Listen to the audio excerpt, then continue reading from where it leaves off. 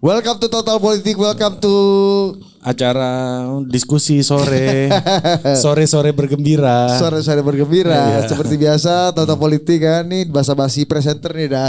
Dan Bang Arya ya, ya kan. Kita seperti biasa seminggu sekali, 2 kali, 3 kali bikin diskusi publik, melibatkan juga teman-teman media sudah hadir di sini dan pemantau-pemantau kekuasaan juga sudah hadir ya. Kita lihat ada beberapa pemantau-pemantau intelijen dari kekuasaan nih. Baik kekuasaan di pusat ataupun kekuasaan di provinsi. Iya, dan yang mau merambat ke pusat juga. Oke, kita bicara apa nih hari ini, Ri? Ya, dan kita akan berbicara soal kepercayaan kepada lembaga-lembaga penegak hukum. Ya, kita lihat kasus terakhir soal kasus Verdi Sambo kan menghebohkan. Dan sebelum kasus ini agak anomali.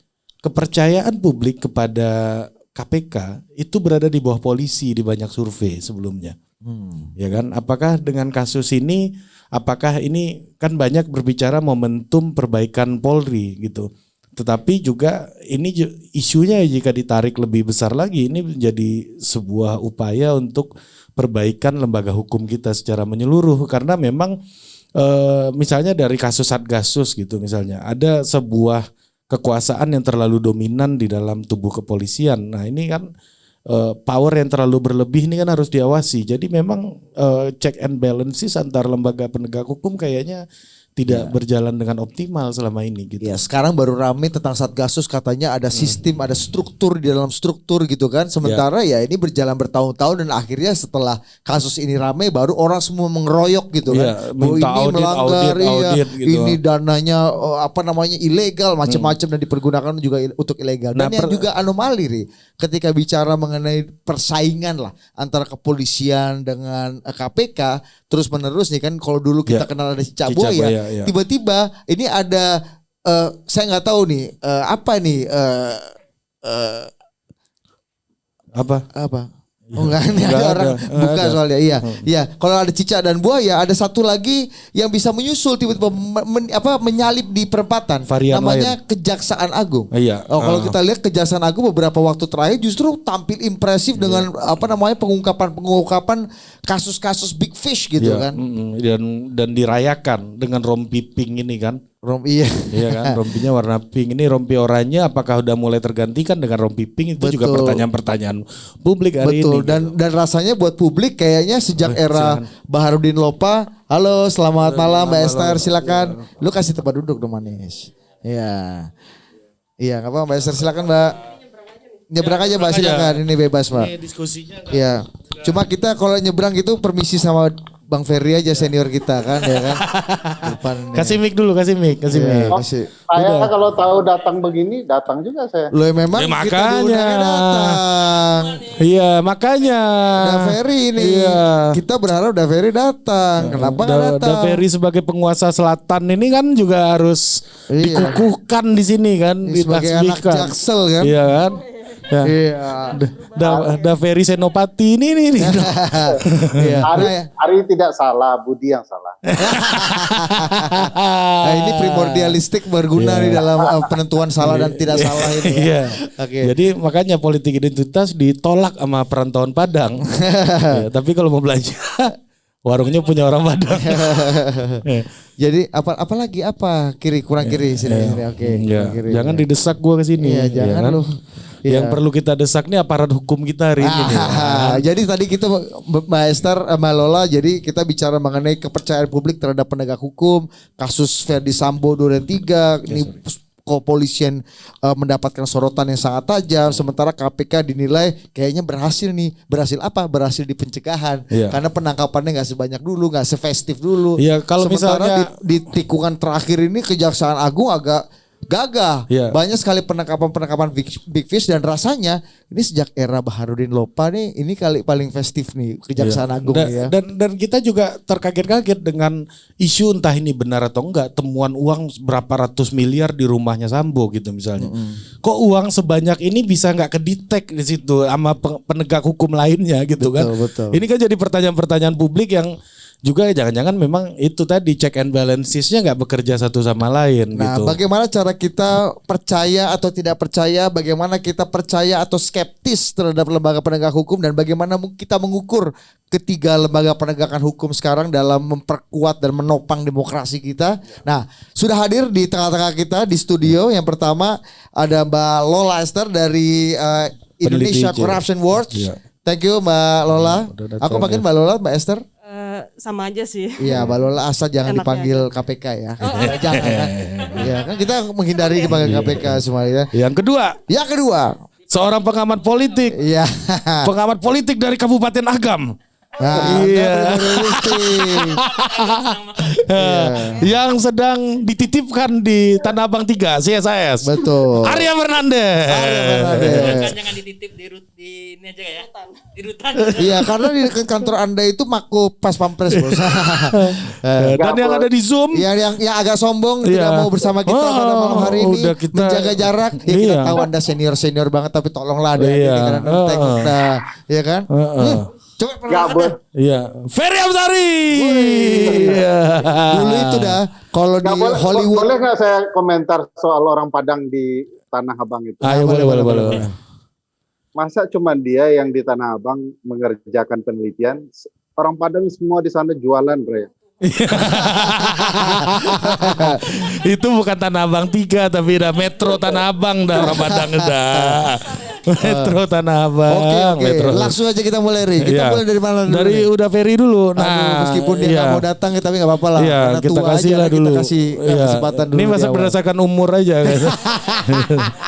Sama suruh paling tua. Iya.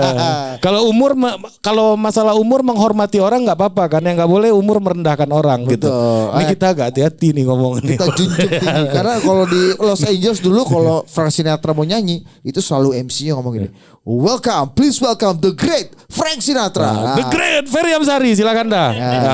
Silakan. Apa yang mau dikomentari? Kalau untuk pemancing dulu kasih dulu grafik-grafik itu yuk, coba yuk. Nah ini penting nih dari surveinya LSI coba. Ya, LS ini tergabung dalam Persepi. Ya. Nah Dan ini. Jumhur Persepinya ada di sebelah kita. Nah ya. ini temuan LSI ini bahwa penegak hukum tuh. Nggak bisa baca kita, Ri. Ya. Jadi itu tuh.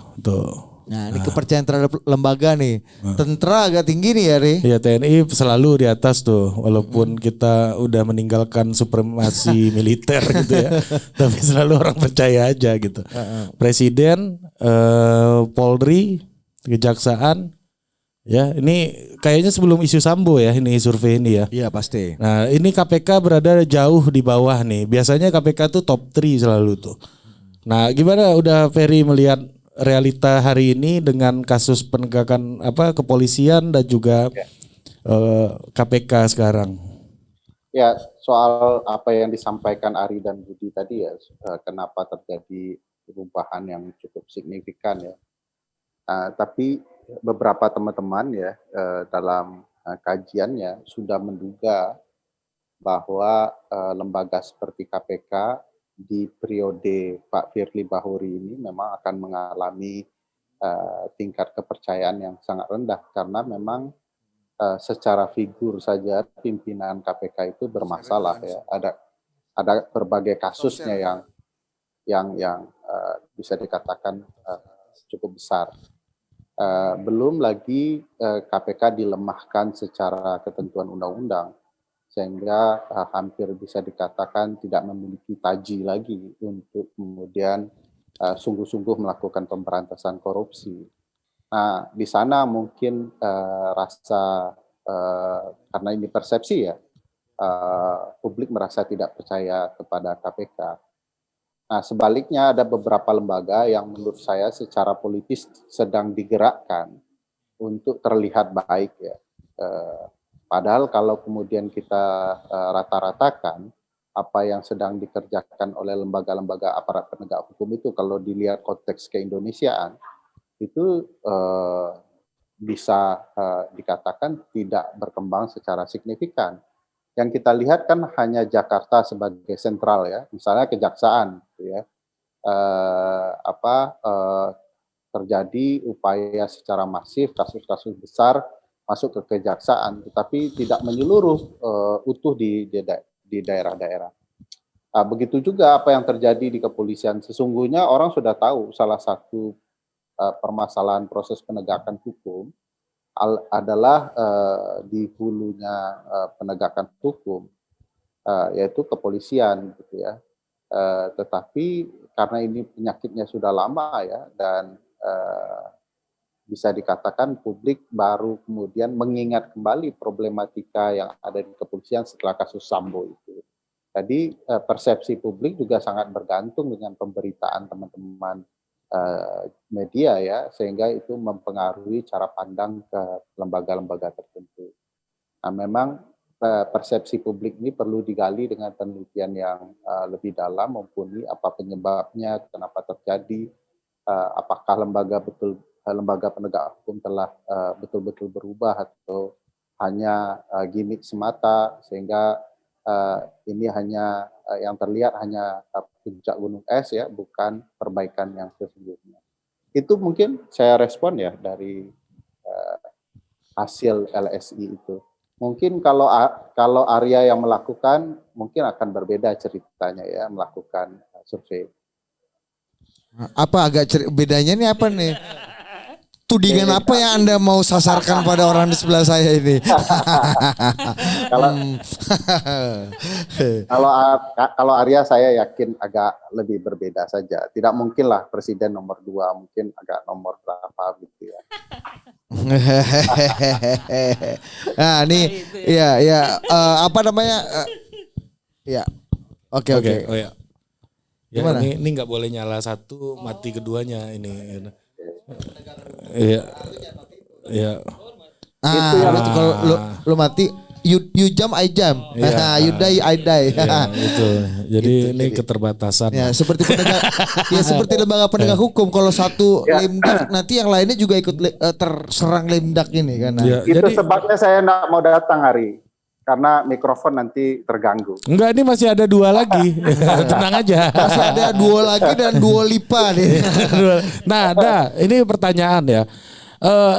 Gimana sih teman-teman aktivis anti korupsi terutama melihat KPK ini, apakah murni semata-mata karena undang-undangnya yang dianggap memperlemah, atau memang leadershipnya juga nggak senang sama pimpinannya juga gitu? Nah, kira-kira gimana kalau orang kan ngelihatnya, ini aktivis ini sensi aja sama Pak Firly gitu misalnya kan. Dari awal udah skeptis bahwa ini pimpinannya ini pimpinan yang lebih kolaboratif lah gitu-gitulah dengan segala macam inilah. Pandangan yang skeptis lah. Ya, saya kedua-duanya. Kalau Lola itu sensi ke Pak Firly, saya ke Pak Presiden ya. Jadi dua-dua itu. Jadi satu. Arya lagi dong kena Arya. Satu, kita bicara leadership-nya. 5 orang ini bukanlah 5 orang yang terbaik dalam isu pemberantasan korupsi di Indonesia. Pertanyaan besarnya, kenapa bisa dipilih? Yang milih kan istana, begitu ya. Itu sebabnya meskipun punya track record jelek sekalipun, orang ini bisa dipilih. Faktanya adalah misalnya kasus Bu Lili Pintauli Siregar ya. Dari awal ketika beliau lulus, orang sudah bicara, mana ada pimpinan KPK terpilih sampai 2 kali acara syukurannya. Hanya Bu Lili itu yang datang, kemudian berbagai pejabat di Kota Medan untuk merayakan itu.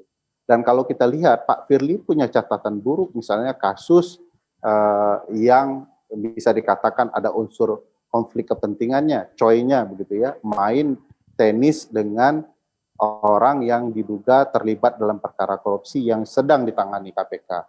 Dan orang seperti ini bisa lulus, kan aneh begitu ya. Padahal kalau tes PNS saja, Bud, orang yang memiliki catatan tertentu itu pasti tidak lulus.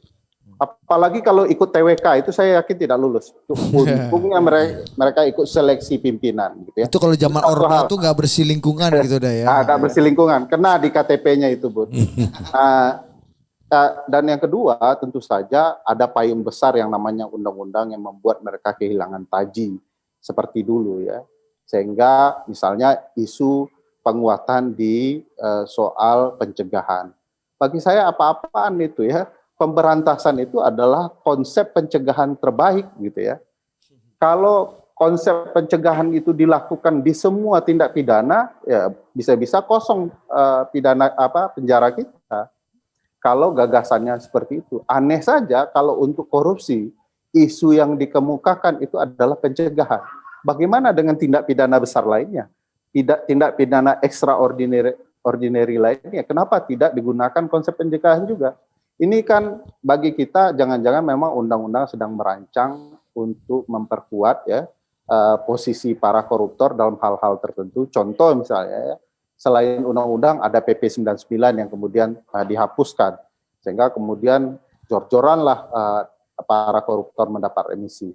Kalau kita lihat siklusnya dari undang-undang, peran DPR dan pemerintah menghasilkan itu, lalu kemudian prosesnya di Mahkamah Konstitusi, hingga kemudian revisi PP 99 dan yang lainnya, kita bisa mengetahui ini siklus yang terencana dan diada-adakan untuk kemudian upaya pemberantasan korupsi kian lemah, termasuk tentu saja KPK di dalam.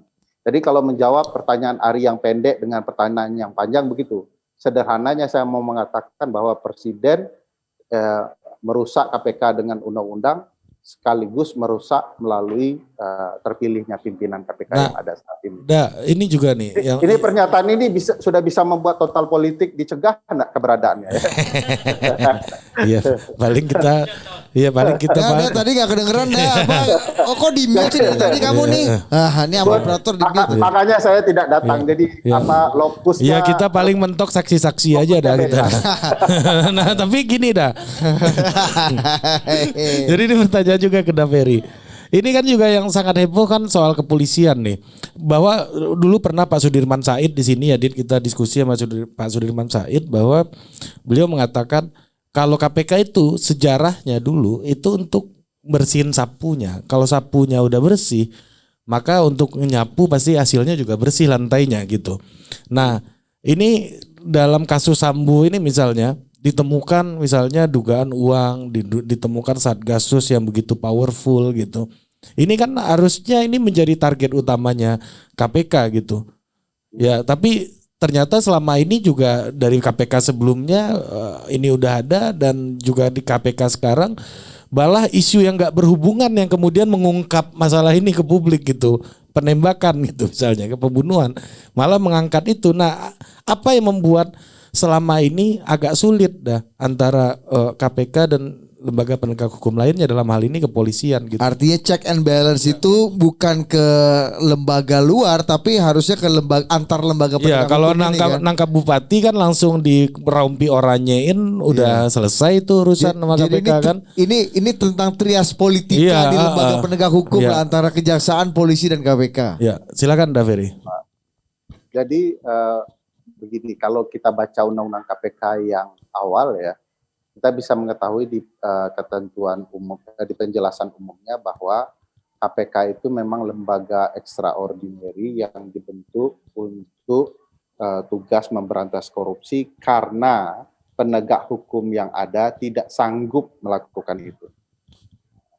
Atau katakanlah mereka bukan hanya tidak sanggup, mereka juga bagian dari sistem yang sudah korup itu ya, sehingga dibentuklah lembaga khusus untuk itu. Nah, jadi bisa dibenarkan cerita Pak Sudirman Said kalau memang ada upaya mestinya lembaga ini mampu membersihkan sapu yang kotor itu ya. Problematikanya adalah niat dan kesungguhan dari penyelenggara negara, dalam konteks ini pemerintah dan DPR belum terlihat. Itu sebabnya meskipun mereka diberikan kewenangan untuk menyeleksi, mereka selalu berupaya memasukkan sapu yang kotor itu untuk membersihkan. Jadi tidak ada unsur sapu kotor di dalam KPK itu. Nah, ini kan problematika. Kalau mau membersihkan katakanlah ya rumah besar yang kotor, kan kita tidak bisa memakai sapu yang kotor. Mestinya sapunya sapu yang bersih. Nah, dari awal tidak pernah saya lihat ada niatan sungguh-sungguh untuk itu. Karena memang kita ketahui lah konflik politik di Indonesia itu tidak terang benderang ya, selalu ada unsur pekeuhnya. Segan kita masih ada jaksa, masih ada polisi, padahal memang tugasnya mau membersihkan polisi dan jaksa, kekuasaan kehakiman dan segala macamnya yang sudah jadi rahasia umum mereka bermasalah. Nah ini jadi problematika di banyak konsep lembaga independen ya. Teori Ackerman misalnya menjelaskan bahwa proses seleksi itu wajib menggambarkan kemerdekaan lembaga independen.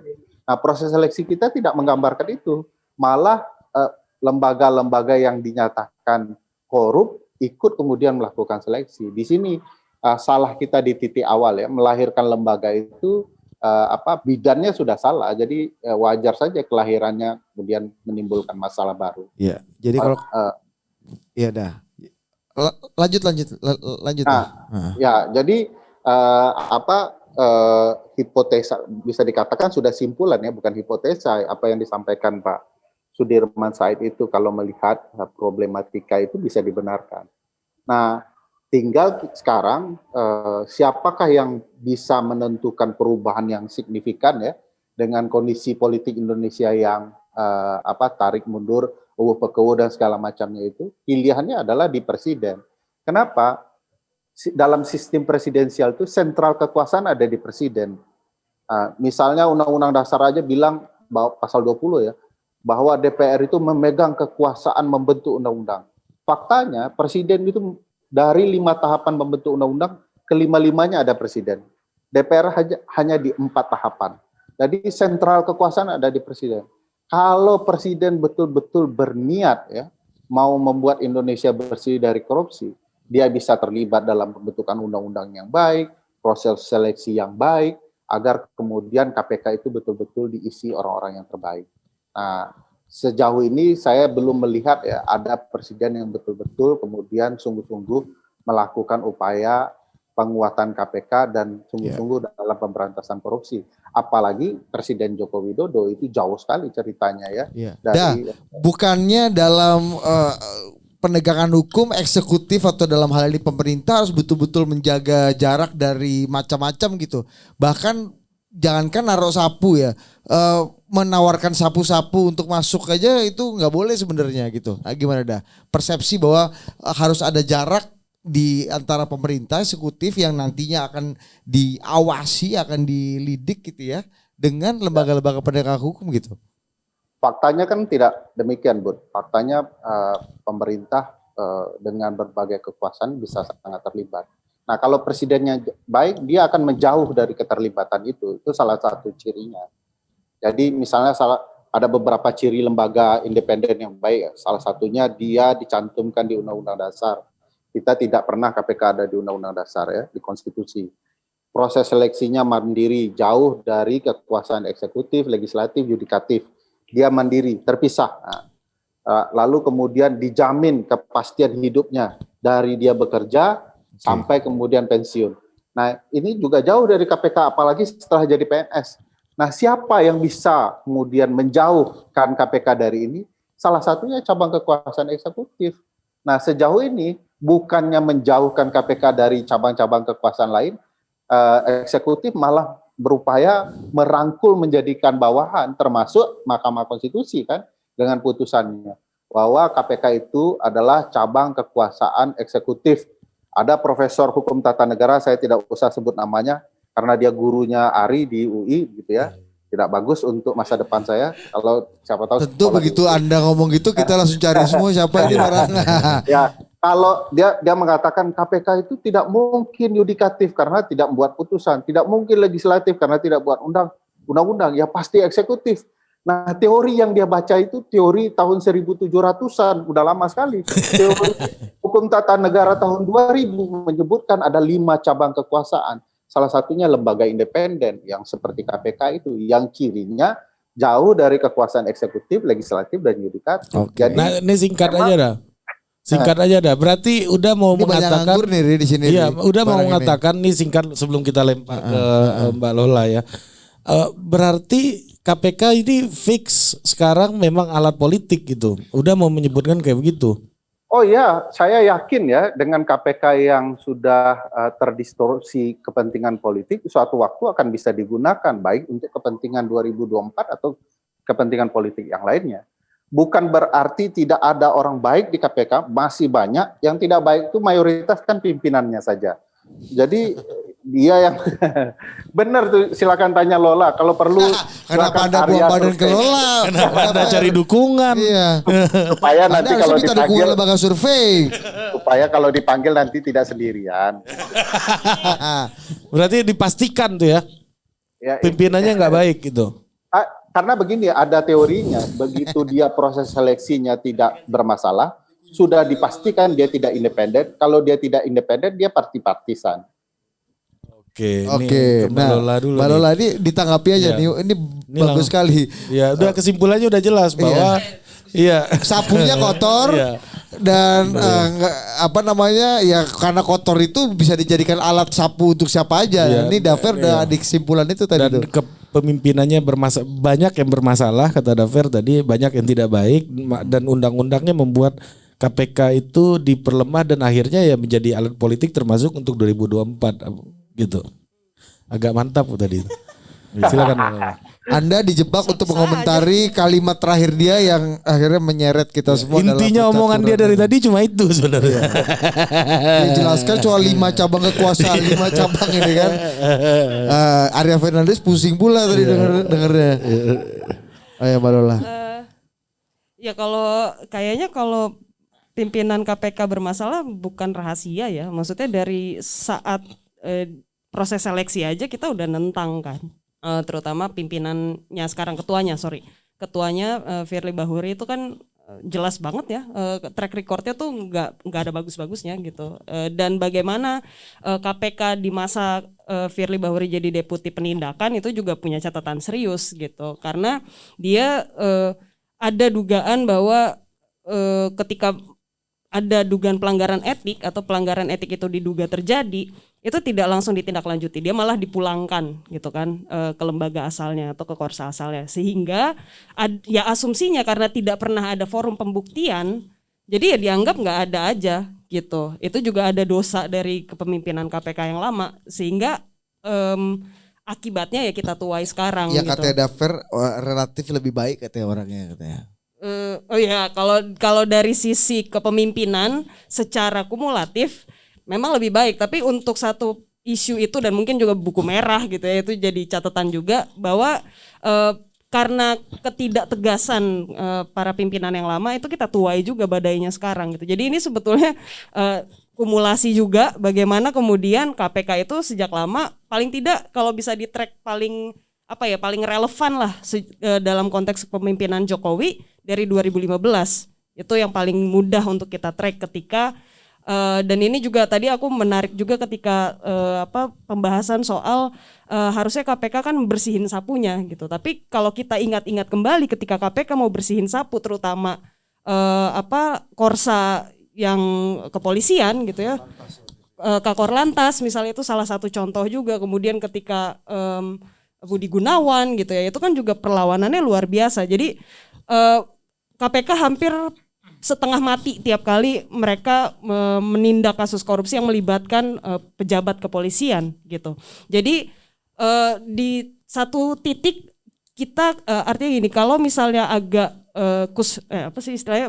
berfirasat baik gitu ya, kenapa kemudian husnuzon kenapa kemudian berprasangka baik, kenapa kemudian KPK agak maju mundur kalau menindak aparat penegak hukum khususnya kepolisian, yaitu ada faktor itu juga gitu. Jadi presiden masa lalu kasus-kasus yang juga akhirnya membuat KPK sulit sendiri gitu, itu jadi presiden yang buruk untuk bisa maju dan agak tegas dalam membersihkan sapu-sapu lain ini. Iya, salah satunya. Dan poin tadi Bang Ferry soal butuh political will yang kuat atau dukungan politik kuat dari kepala negara itu jadi prasyarat mutlak gitu, dan itu terjadi di kasusnya Joko Susilo gitu. Ketika SBY bilang kasusnya itu ditangani oleh KPK, itu jadi ditangani oleh KPK gitu, dihentikan dulu di kepolisian karena waktu itu kalau nggak salah kasusnya Novel kan yang maju ya, karena dia sebagai salah satu penyidik utama juga dalam kasus itu. Jadi itu memang saling berkelindan.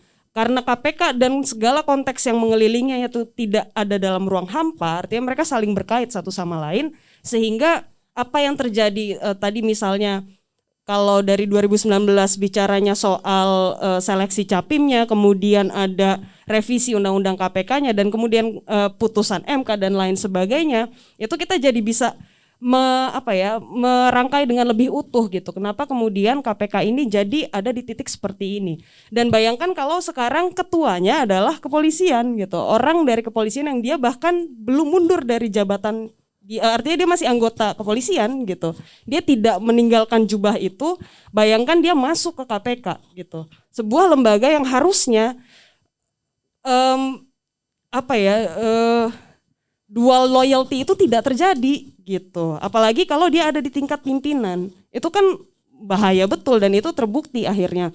Dalam arti tidak ada lagi tajinya, dan menurutku yang jadi agak berbahaya sekarang juga sebenarnya bukannya udah satu menteri masuk, udah banyak pejabat-pejabat juga masuk kan, artinya festival penindakannya seperti kata Dafer yang diragukan juga ya ada juga festival-festival bulanannya itu kan. Tapi perlu diingat juga kayak misalnya kasus bantuan sosial, korupsinya itu kan baru suap menyuapnya. Kita belum bicara soal potensi kerugian negara, misalnya di pasal 2 ayat 1 dan pasal 3-nya. Itu yang ketika di proses tes wawasan kebangsaan itu kemudian muncul kan, artinya ini penyidik-penyidik yang sedang menangani itu, sedang mengembangkan perkara itu kemudian diberhentikan lewat TWK gitu. Itu memang satu ya oke lah, anggaplah kita perlu apresiasi, tapi jangan sampai kita juga lupa bahwa itu bukan kasus yang berdiri sendiri, ada pengembangan yang harusnya dilakukan dan KPK harusnya menuju ke arah sana dan itu tidak kita temukan gitu. Kemudian kalau misalnya bicara soal kejaksaan, artinya relasi KPK dengan kejaksaan gitu ya, kan ada kasus Jaksa Pinangki. Publik ketika itu mendorong KPK ambil alih itu kasus karena konflik kepentingannya besar banget di kejaksaan dong, itu anggota korsanya mereka. Dan terbukti kan dalam persidangan pun ada banyak sekali kekacauan, artinya ada banyak sekali hal-hal yang patut dipertanyakan gitu soal kasus itu. Dan KPK punya peluang besar di situ karena ya mandatnya juga salah satunya menindak aparat penegak hukum tadi yang dari tadi kita bicarakan, tapi tidak dilakukan gitu. Jadi menurutku sih itu adalah pilihan yang dengan sadar dilakukan oleh KPK melalui pimpinannya, karena tentu saja keputusan-keputusan strategis seperti itu kan pasti akan sampai ke pembahasan pimpinan gitu ya. Dan justru semakin menguatkan bahwa ya memang KPK juga tidak dalam posisi mau membantu bersih-bersihnya lembaga lain, dan dalam hal ini mungkin mekanisme picu atau trigger mekanismenya KPK itu perlu kita pertanyakan. Nah, Mbak Lola salah satu yang kemudian banyak disoroti, kemudian akhirnya kalau di kepolisian misalnya ada Satgasus yang ujung-ujungnya tidak hanya bicara struktur dalam struktur, sistem dalam sistem, tapi ini ada kaitannya untuk variasi politik, untuk hal-hal yang berhubungan tidak dengan penegakan hukum, termasuk tadi ketika Dafer punya kesimpulan yang agak mengagetkan Arya Fernandes ini tadi, bahwa politisasi hukum ini ternyata bisa digunakan kalau memang ternyata sapu-sapunya memang sapu-sapunya orang A, orang B yang sangat kental dengan motif politik. Ya gitu. Dan sekarang juga mulai berteriak-teriak audit gitu kan. Iya. Ya baru sekarang gitu. Ya. Setelah jadi isu publik gitu. Nah, kelindan ini gimana? Setelah ini kan bicara kasus Sambo, kemudian tadi konflik kepentingan di misalnya kejaksaan. Dafer tadi punya kesimpulan yang mengagetkan Arya Fernandes. Nah, gimana Mbak Lola melihatnya nih? Ya tentu ini masalah yang kompleks ya, artinya gini, kalau misal kita bicara soal bagaimana mereformasi sektor penegakan hukum, itu kita bisa bicara panjang lebar dan muaranya bisa macam-macam juga. Kalau bicara soal potensi bagaimana pemerasan bisa terjadi dalam penegakan hukum di level penyidikan, misalnya kita akan bicara revisi KUHAP, gitu ya, kita undang-undang hukum acara pidana. Kemudian kalau misal bicara soal kejaksaan sendiri, sekarang revisi undang-undang kejaksaan itu sedang berjalan gitu ya. Saya nggak tahu juga proses akhirnya apakah sudah masuk pembahasan atau belum, tapi itu salah satu rancangan revisi undang-undang yang juga jadi prioritas. Tapi di sisi lain ada berbagai regulasi yang sebetulnya itu kalau dari sisi pemberantasan korupsi itu sangat potensial untuk menguatkan gitu ya, tapi tidak juga dibahas. Apalagi disahkan gitu, dia hanya selalu masuk dalam prolegnas tapi nggak pernah prolegnas prioritas. Ya contohnya RUU perampasan aset, RUU pemberantasan transaksi uang kartal gitu ya, yang sebetulnya kalau itu didorong para penegak hukum juga mendapat keuntungan gitu dalam hal melakukan kerjanya gitu, kerja-kerja yang mempermudah kerja-kerja mereka. Tapi itu juga tidak dilakukan gitu ya. Tentu ada faktor legislatif juga di situ. Kita bisa paham karena ini juga beberapa kali muncul ketika anggota legislatif mempertanyakan betul-betul gitu, ini ngapain ada RUU perampasan aset, ini ngapain ada RUU pembatasan transaksi uang kartal. Yang mana kita itu justru mendapat gambaran yang makin jelas soal buruknya pemahaman anggota legislatif kita soal urgensi pemberantasan korupsi itu sendiri gitu. Yang pada akhirnya karena mekanisme kontrol dari legislatifnya tidak berjalan optimal, ya dari sisi penegak hukumnya yang jadi mitra paling enggak di Komisi 3 lah ya, itu juga akhirnya jadi nggak terlalu terkontrol gitu, karena ya kualitas yang mau nguji kerja-kerjanya mereka aja begitu gitu, mereka nggak paham bagaimana ada urgensi tertentu dari revisi. Jangankan inilah RUU perampasan aset atau pembatasan transaksi uang kartal, bertahun-tahun kita dorong revisi Undang-Undang Tipikor, nggak pernah kok ditangkep ininya kailnya gitu ya, itu nggak pernah itu dari segi parlemennya kan, dari segi legislatifnya, dari segi sang penindaknya ini gimana, sapu-sapunya nih.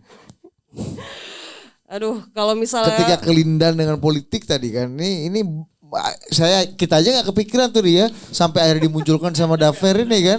Coba dikembalikan. Iya, bom waktu yang dia munculkan dia kabur bos, dia kan nggak ada di sini, dia lempar ke Lola Esther tadi kan. Anda suruh menanggapi ini tadi. Coba. Parah memang Bang Fer ini. Supaya lokusnya aparat penegak hukum kebingungan. Apakah di studio Total Politik atau di tempat lain. Aduh. Gimana Mbak Lola? Iya memang itu jadi potensi atau kemungkinan yang tidak bisa terelakkan ya. Gini loh, akhirnya orang gini berpikir, misalnya ketika ada satu yang diekspos, wah ini politik nih. Atau ada satu yang ditindak, ini politik nih. Pasti disuruh ke lawannya. Jadi akhirnya kan kasihan juga. Padahal ini benar-benar memang penegakan hukum. Gimana kita melihatnya dalam rangka tadi ya, penilaian publik terhadap kredibilitas ini? Ya justru itu ya, maksudku gini, itu semakin menegaskan bahwa selama ini kualitas penegakan hukum itu seburuk itu sampai publik ketika anggaplah aparat penegak hukum betul-betul melakukan tugasnya gitu ya, bukan tanda kutip atas pesanan siapa-siapa, kita tetap skeptis gitu, karena selama ini penegakan hukum itu tidak memuaskan publik gitu, artinya tidak merepresentasikan apa yang bagi publik merupakan keadilan. Memang ada faktor pengadilan juga di situ ya, majelis hakim dan lain sebagainya, tapi poinnya adalah selama ini terutama kalau bicara kepolisian, karena kepolisian kan dia menyidik untuk semua kasus ya, mulai dari yang receh banget sampai yang memang besar. Jadi persinggungannya langsung dengan publik itu juga tinggi. Soal tilang kan kita juga kalau di media sosial satu hari satu oknum gitu ya, hashtag seperti itu, siapa suruh lapor polisi misalnya, itu kan Satpam BCA kan lebih reliable Satpam BCA misalnya, itu kan bentuk kegusaran publik sebetulnya yang tertangkap secara mikro di media sosial. Tapi poinnya adalah itu justru menunjukkan hal tadi bahwa selama ini aparat penegak hukum itu kualitas kerja penindakannya itu buruk, sehingga publik tuh nggak percaya bahkan ketika mereka benar-benar melakukan kerjanya gitu. Itu jadi ya politisasi iya kan, apalagi setelah Dafer tadi ngomong tuh terakhir ini. Jadi kepikir kita. Iya, karena kita sering yang berdosa nih dalam memunculkan isu ini dia bos, jangan lari dia. Berarti karena sering dipakai untuk kepentingan-kepentingan tertentu, bahkan ketika penegak hukum dilakukan secara fair dan sesuai dengan prosedur, orang jadi nggak percaya gitu ya.